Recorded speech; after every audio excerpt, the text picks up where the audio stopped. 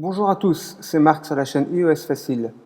Aujourd'hui, nous allons nous occuper du démarrage et de la configuration de l'iPhone. Commençons tout de suite par mettre en route notre téléphone en appuyant simplement quelques secondes sur le bouton Power situé au-dessus du smartphone. Dès que vous voyez la pomme s'afficher sur l'écran, vous pouvez relâcher le bouton et laisser le téléphone finir de démarrer tout seul. Maintenant qu'il est en route et qu'il nous souhaite la bienvenue, attaquons la configuration à proprement parler. Comme il le demande, il faut faire glisser l'écran vers la droite.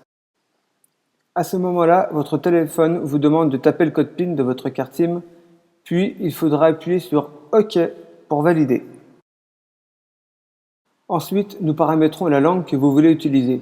Comme vous le voyez, il y a énormément de choix. Moi, je vais choisir le français, mais vous pouvez bien sûr choisir la langue que vous voulez utiliser. Là, nous devons choisir la région dans laquelle vous vous trouvez. Là encore, beaucoup de choix possibles. Pour ma part, vivant en France, je sélectionne donc ce pays, mais encore une fois, vous pouvez choisir celui qui vous convient. Si comme moi, vous paramétrez votre iPhone sans que celui-ci ne soit branché à un ordinateur, il va falloir le connecter à votre réseau Wi-Fi.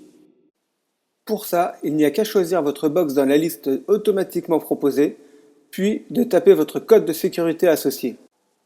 Moi, ayant modifié les réglages de ma box, j'ai quelques manipulations supplémentaires à faire. Si vous avez fait comme moi, vous savez sûrement comment procéder.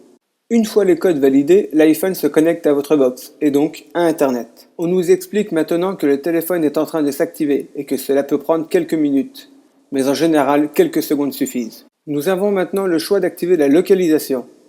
Ce réglage permettra aux applications qui utilisent ce service de pouvoir savoir exactement où vous êtes afin de vous proposer les services appropriés. Parmi les applications qui utilisent ce service, on pourra citer les pages jaunes, ou encore d'autres applications comme Plan. Moi, je préfère l'activer afin de profiter de mon téléphone à fond. Maintenant, il va falloir décider de la façon dont nous allons configurer l'iPhone. Si c'est votre tout premier téléphone Apple, il faudra choisir de le configurer comme nouvel iPhone. Si vous avez déjà une sauvegarde sur iTunes ou sur iCloud, vous pouvez sélectionner le mode adapté. Nous voici au moment d'entrer nos identifiants Apple ainsi que le mot de passe associé. Si vous n'avez pas encore de compte Apple, je vous expliquerai comment en créer un facilement dans une autre vidéo. Vous pouvez remarquer qu'on nous propose d'ignorer cette étape, mais dans ce cas, il ne sera pas possible d'utiliser l'iPhone à 100%. Néanmoins, cela vous permettra de l'activer et vous pourrez toujours enregistrer vos identifiants plus tard. Entrez donc votre identifiant ainsi que votre mot de passe. Ici, il va simplement falloir accepter les conditions générales d'Apple et de confirmer à nouveau. Là, encore une petite attente. Apple nous propose maintenant d'utiliser ou non iCloud. Pour ceux qui ne connaissent pas iCloud, il permet de stocker des informations de votre appareil Apple sans avoir besoin d'utiliser un ordinateur, ce qui est très pratique à mon goût. Maintenant, nous pouvons ou non utiliser Localiser mon iPhone, qu'il ne faut pas confondre avec la localisation. Celui-ci sert en cas de perte ou de vol de votre appareil. Dans ce cas-là, vous pourrez le localiser à distance et même supprimer son contenu depuis un autre appareil. Là, le téléphone nous signale juste la liste des coordonnées où nous sommes joignables avec iMessage et FaceTime. Il y a là les adresses e-mail liées à Apple ainsi que le numéro de téléphone de l'iPhone. Maintenant, une petite mise à jour iCloud pour ceux qui ont décidé de l'utiliser. Ceux qui ont l'iPhone 5S disposent du capteur d'empreinte Touch ID. Nous verrons dans une autre vidéo comment le configurer. C'est au tour du code de déverrouillage de l'appareil d'être créé. Il vous sera demandé à chaque fois que vous sortirez l'appareil de la veille ou que vous l'allumerez. Je vais en créer un simple que je pourrai modifier par la suite.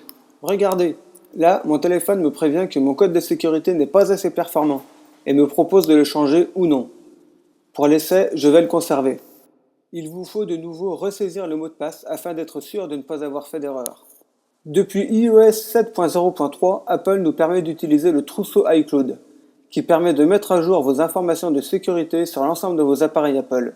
Cela comprend vos mots de passe de réseau Wi-Fi, de compte Apple ou encore vos informations de carte bancaire, mais bien plus encore. Moi, ayant d'autres appareils Apple, je décide de leur envoyer une demande d'autorisation, sinon vous pouvez utiliser le même code que sur iCloud. Là, on m'indique que la demande d'autorisation a bien été envoyée. Si vous possédez un modèle d'iPhone datant au moins du 4S, vous avez la possibilité d'utiliser Siri. Siri est un système de commande vocale intégré au téléphone qui, comme son nom l'indique, permet d'effectuer des actions de façon orale.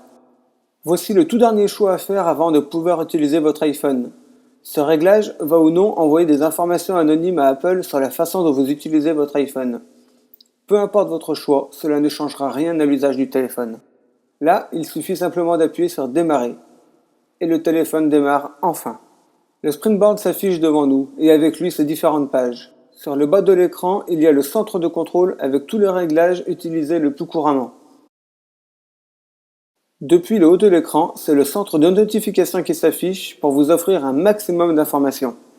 Là, une fenêtre pop-up s'affiche pour me demander si j'autorise l'application Météo à utiliser la localisation.